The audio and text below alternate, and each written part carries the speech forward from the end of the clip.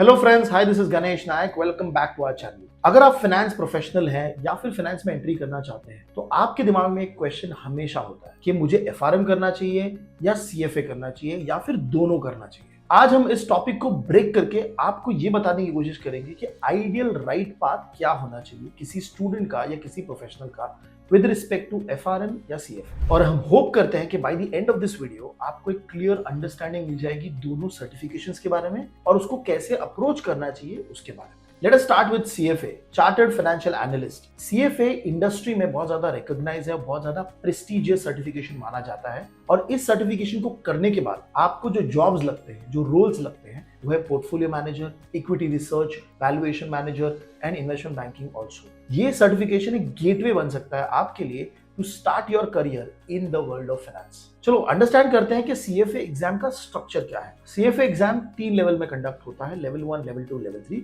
और on an average हर level को क्लियर करने के लिए आपको 300 घंटे मिनिमम प्रेप करना पड़ेगा। और लेवल 1 और लेवल 2 और लेवल 3 के पासिंग रेट्स है 37%, 40% और 48%। ये चेंज होता रहता है हर साल depending upon the performance of the candidates. अगर आप top investment management firms, top investment banks, hedge funds में काम करना चाहते हो तो clearing CFA is very very important because वहां पे इसे गोल्ड स्टैंडर्ड कंसिडर किया जाता है। फॉर एग्जाम्पल, ब्लैक रॉक, दुनिया की सबसे बड़ी इन्वेस्टमेंट मैनेजमेंट फर्म, भी एक्टिवली सीएफए चार्टर होल्डर्स को रिकॉग्नाइज करती है और अपने सीनियर रोल्स के लिए उन्हें हायर भी करती है। ये क्या बताता है कि सीएफए को बहुत ज्यादा रिकॉग्निशन है इन्वेस्टमेंट मैनेजमेंट फर्म्स में। अब चलते हैं हमारे दूसरे सर्टिफिकेशन के पास, FRM, financial risk manager certification. FRM certification is best for those who are passionate about risk management, जिनको रिस्क आइडेंटिफाई करने, मैनेज करने और मॉनिटर करने में बहुत ज्यादा इंटरेस्ट है, उनके लिए एफआरएम बहुत बढ़िया है। और एफआरएम आपके लिए बहुत ही यूनिक रोल्स ओपन कर देगा, जैसे रिस्क मैनेजमेंट, जिसके अंदर आपको credit, market, investment, liquidity, different types of risk पता चलेंगे।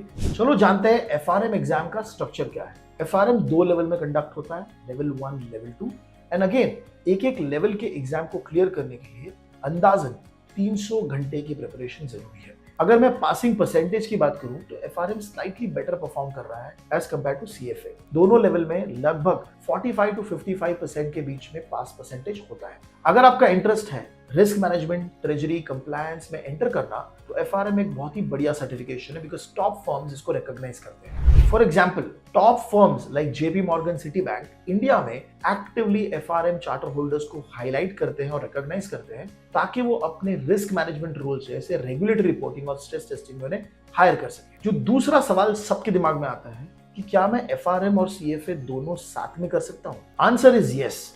बहुत सारे कैंडिडेट्स आज के दिन में एफआरएम सीएफए साथ में करते हैं, बट उसका ऑर्डर क्या होना चाहिए? आइडियल ऑर्डर होना चाहिए FRM level 1, CFA level 1, CFA level 2, FRM level 2 and then CFA level 3। But ये दोनों साथ में आपको क्यों करना चाहिए?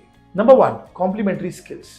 बहुत सारे रोल्स में एफआरएम और सीएफए एक साथ जाते हैं, like for example investment management space, जहां पे आपको सीएफए इन्वेस्टमेंट मैनेजमेंट का बेसिक बता देगा और एफआरएम आपको रिस्क मैनेजमेंट का बेसिक बता देगा। अगर आप इन दोनों को क्लब करते हो तो आप एक बेटर इन्वेस्टमेंट मैनेजर बन सकते हो जिसे रिस्क मैनेजमेंट भी पता है। Second and very very important, overlapping syllabus.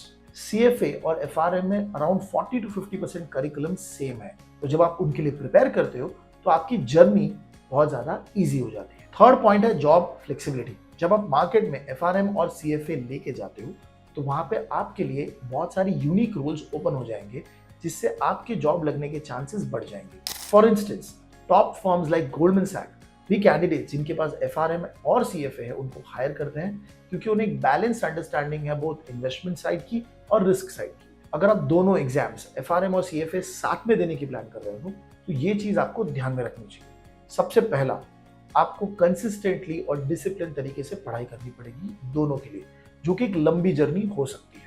अगर आप ओवरऑल प्रिपरेशन टाइम की बात करो तो सीएफए लगभग आपसे 900 आवर्स की रिक्वायरमेंट रखता है और एफआरएम लगभग 600 आवर्स की। नेक्स्ट इंपॉर्टेंट पॉइंट जो आपको कंसिडर करना है वो है कॉस्ट। अगर आप सीएफए एग्जाम के लिए एनरोल करते हो तो उसका overall cost around 3000 to 4000 USD होगा। सिमिलरली एफआरएम एग्जाम का overall cost will be around 1500 to 2500 USD, जो कि एक साथ शायद बर्डन क्रिएट कर सकता है। सो आपको कैसे डिसाइड करना है कि कौन सा सर्टिफिकेशन आप पहले स्टार्ट करो? अगर आपका इंटरेस्ट बहुत ज्यादा इन्वेस्टमेंट मैनेजमेंट, असेट एलोकेशन या पोर्टफोलियो मैनेजमेंट की तरफ है तो आपको सीएफए से जर्नी स्टार्ट करनी चाहिए। और अगर आपका इंटरेस्ट बहुत ज्यादा रिस्क, ट्रेजरी, स्लाइटली कंप्लायंस की तरफ है तो आपको एफआरएम से अपनी जर्नी स्टार्ट करनी चाहिए। इसके अंदर और भी बहुत सारे फैक्टर्स आते हैं, जैसे मेरे पास कितना टाइम अवेलेबल है, हर रोज मैं कितना प्रिपरेशन कर सकता हूँ, कौन सा नियरेस्ट एग्जाम अवेलेबल है। ये फैक्टर्स भी आपके डिसीजन को इन्फ्लुएंस कर सकते हैं। आई होप ये वीडियो आपको अच्छा लगा हो। अगर अच्छा लगा है तो डेफिनेटली हमारे वीडियो को लाइक करिए और चैनल को सब्सक्राइब करिए।